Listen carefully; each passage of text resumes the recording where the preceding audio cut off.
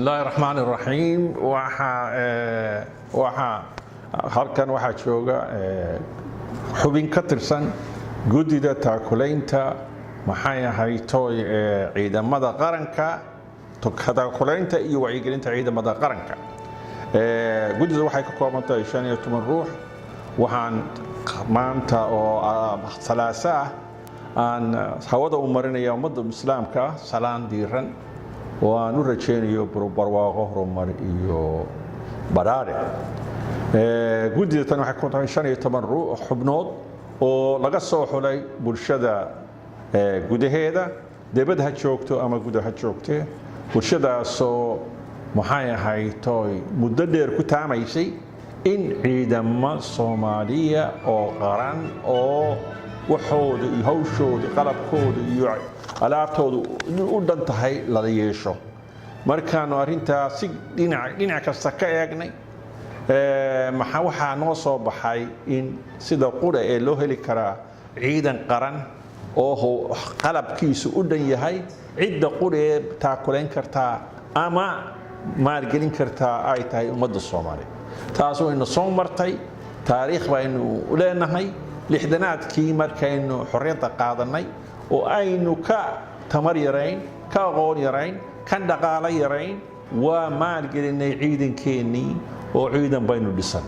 leeyna kuma maxay tahay dowladda ajnabiga kuma caawin inay noo dhisaan waxay kula taliyeen in marka la eego tiradeenna iyo tayadeenna iyo dhaqaaleheenna inaan u baahnayn ciidan military ah ee qura aynu u baahannahay maxay ahayd ciidan police intii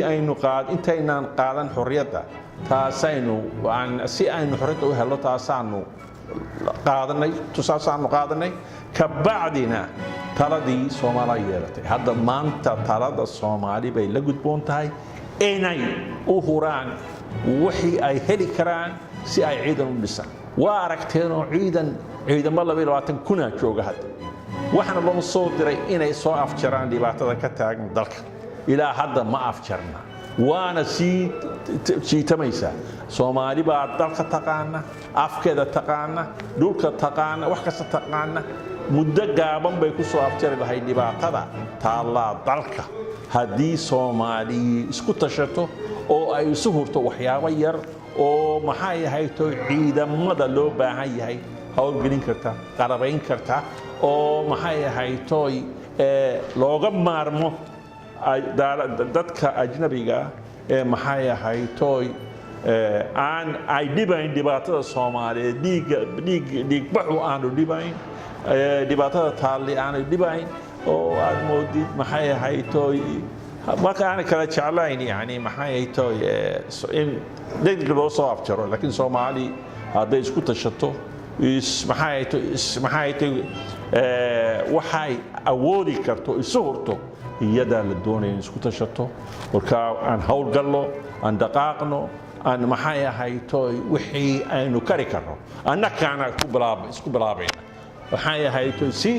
maxay ahayd dadkoo dhami wax yar baa kaaga baahan tahay waxaas ku daqmi mayso meel ninkii awoodi karaa wax ka badan waa halkeedii laakiin dadka badankoodu waa dad dan yar ah waa dad maxay dhaqaalo iska yaryahay laakiin waa kari karaan $10 bishii $5 bishii $20 bishii $100 nin walba wuxuu kari karo ha ku taakul annakuna waxaanu ballan qaadaynaa oo aanu diyaar u nahay inaan la xisaabtamo oo la yiraahdo shilinka halka ku bixinay xagee geysay annakuna waxaan oranaynaa halkaasaanu geynay saasaanu waa madax banaanahay cid kale aanu amar ka qaadanaa ma jirto annakana la xisaabtamaysa annaka ka mas'uula waxaan noo dhiibataan laakiin wax la doonayo inaad ka kacdaan hurdada la dhaqaaqo la duulo oo la xilqaamo oo wixii awood qof walba awoodiisa ah uu huro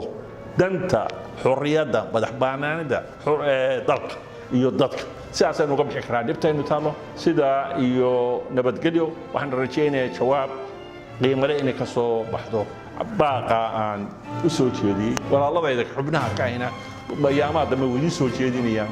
oo maxay ahayd midba wixii ay la tahay soo sheegayaan laakiin diyaar baanu nahay in habeen iyo maalin u soo jeedo waa mahadsantahay